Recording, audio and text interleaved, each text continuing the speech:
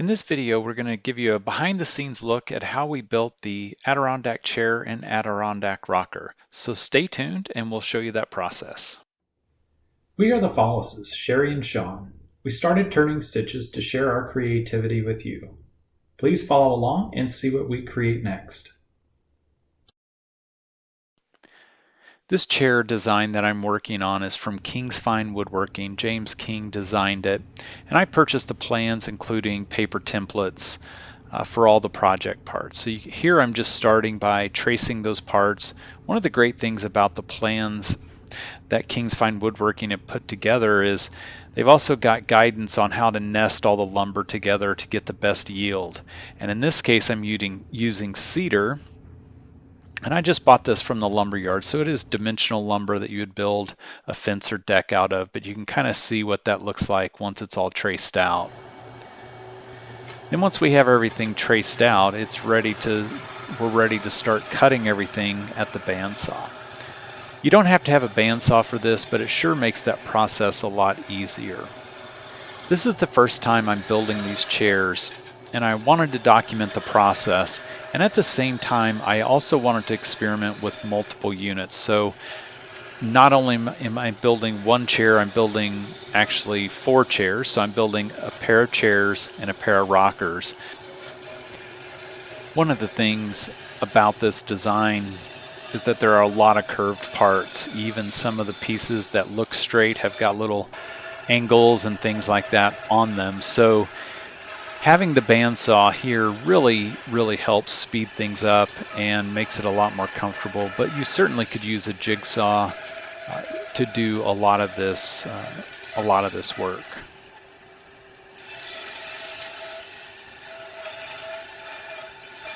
I haven't had this bandsaw for a long time, so this was a really interesting project with hundreds of parts, lots of curves, and the bandsaw did great. I was really happy with it.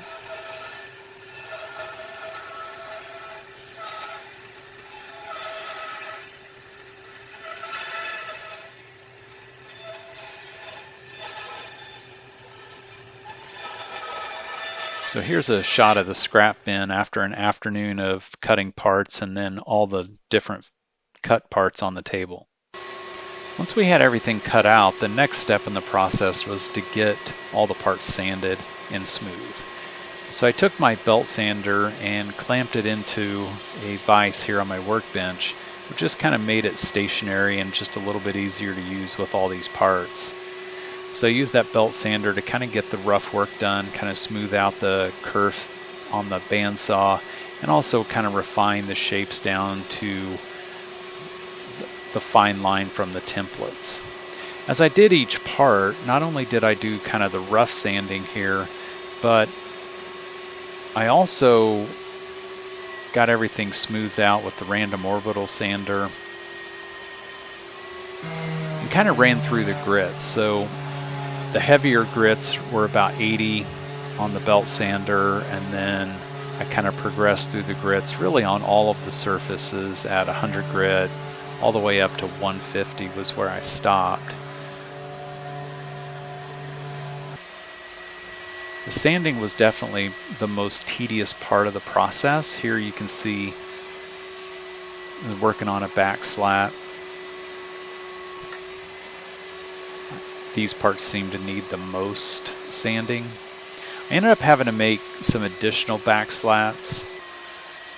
On the second run of back slats, I used hardboard templates and a flush trim bit at my router table, and that was much faster than all this sanding. So that's definitely how I will make these parts going forward, is using, kind of relying on flush trim or template routing.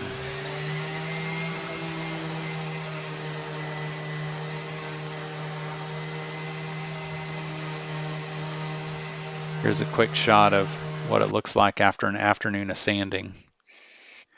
To help with the long-term durability of the chairs, we've added epoxy to the bottom of the legs and also the runners on the rockers. The reason we wanted to do this is to help just prevent the wood from wanting to absorb moisture off the ground or off concrete or wherever you may have them placed outside. The idea here is to just slow down that process of the wood naturally absorbing moisture and hopefully preventing rot. Cedar is a really good wood to be outside. It resists rot and insects naturally, but we're just trying to help that process a little bit here with the epoxy.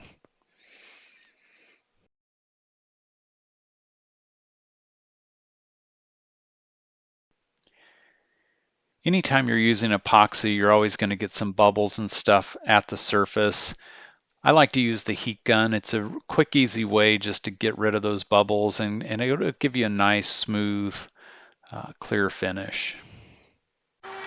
With all the sanding done and epoxy drying, next thing we want to do is put roundovers on all the edges of the chair. This just makes the chair more comfortable. You don't have any harsh edges where your body's coming into contact with it.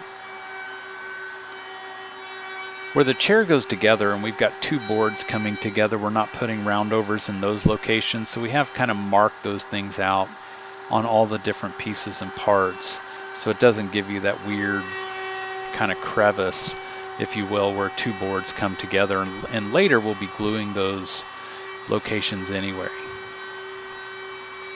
And even the real small parts get the round over as well. I've got another video on the page if you want to check it out where I made that little push block that I'm holding that bracket with. Just trying to keep my fingers out of those cutters. For the rockers, we need to attach the front leg to the rocker itself. We're using dowels in this case, so I've got a doweling jig, and I'm just drilling a 5/8 inch hole, and I've got some 5/8 dowels, hardwood dowels that I'm using, which will kind of get everything lined up and give us a really nice strong glue joint. So we're using that jig on both the legs and where the runners come together. Since we've got a bunch of curved parts, things that aren't exactly straight, it does take a little finesse to get this. It took a little time to work these joints out, but ultimately they came together pretty well. On the plans, James has got those marked where they need to go, and that worked out just perfectly. Was able to get this glued up and clamped together and get that kind of that rocker assembly all assembled and very strong. Now we'll continue with assembling the chairs. In this case, I dry assembled all of the chairs. I wanted to make sure they went together, everything fit properly, since this is my first run at this. But another thing that is important when we're assembling this is it's actually kind of a multiple step. You're drilling each hole 2 or 3, at least 2 times, usually 3, sometimes 4. By the time you do a countersink, run the screws, having multiple drills at your convenience is really helpful. It would be a lot of bit changes if you don't have a couple of drills ready to go. But all in all, everything went together very, very well. In addition to the plans that King's Fine Woodworking put together, they also have some very detailed videos that show all of these steps, really step by step. I'm sure I've skipped some things in this video. He's got these things very, very detailed, and picking up things like in this case, as I'm putting the front legs on, building a jig just to hold the front part of that frame and getting this all kind of perfectly lined up. All of those instructions are in the video from King's Fine Woodworking. So if you're interested in building this chair, definitely check out James's videos. Here, not only do we have screws going in just to kind of hold those legs in place, but we've got 2 3/8 inch bolts on both sides holding the front legs or mounting the front legs to the rest of the chair frame. So with those bolts, we've got screws in addition to glue, not at this step, but later we've got glue in that joint as well. It's going to make this chair very, very solid and very durable and should last many, many seasons.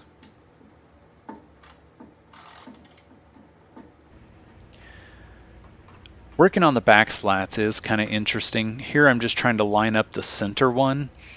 One of the tips that King's Fine Woodworking provides is, especially on these narrow boards like this, is actually drilling out those holes a little bit so that the first board, that back slat, the screw is really not biting into it very much, and it's really biting into that lower cradle. And that system, even though it seems a little tedious, you can kind of see here we're over drilling that first hole here. It does get tedious. However, I did not split any of the back slats, any of the chair slats at all. I didn't have to remake any of those parts due to that. He's also got tips in there. You can see this little assembly jig here as far as lining up the arms of the chair. That's another one of the tips in his video. So having all of those details and kind of following that process that they've already figured out and laid out works out really, really great.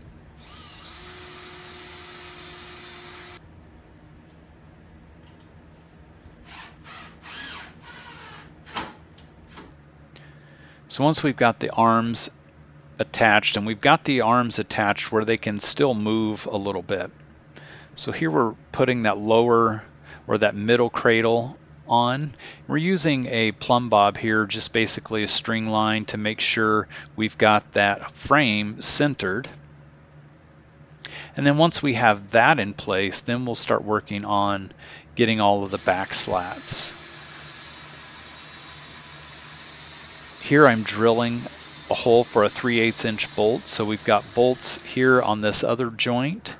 We've got 2 bolts on each side, 2 3/8 inch bolts. All of the bolts, all of the screws that are on this project are all stainless steel. So I'm using stainless just to prevent, one, corrosion or rust, but second, stainless works a little better with cedar in preventing black marks and streaking that sometimes happens with when the metal reacts to the wood. It'll create some blackening, and when you add water from rain, it can streak. Once again, on all these back slats, it's a process of drilling for alignment, countersinking.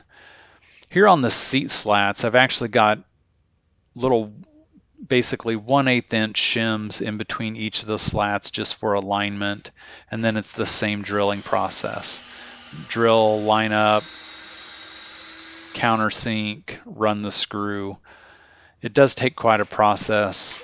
I had 3 drills and still at times had to change bits with some of these processes, but having a couple drills, you can get through it pretty quickly. You find a rhythm and it's really not too bad. And here's a quick shot of that dry assembled chair. After assembly, it's time for the finish. I took everything apart again, and then we're applying finish. This helps just get finish in all the little nooks and crannies, inside, outside, bottom, top, bottom, everywhere on the chair. Using this paraffin oil works out pretty well. One of the things with paraffin is you want to allow the stain to absorb. So I would go through, brush it on, and then in this process wipe it off after about 20 minutes or so. And here's a stack of parts that have been stained and finished, ready for final assembly. And here we are, just final assembly. Now we're starting to add glue to all of those joints. Everything's already been drilled out. We've got all of our alignment. As I did this process, I made sure I kept the chairs all separate and marked so that they went together pretty easily. My shop is in the basement and I've got some narrow doors to deal with, so I did end up moving everything outside to wrap up the final assembly, getting all the back slats on, and then also plugging all of the countersink holes. And here's the final products.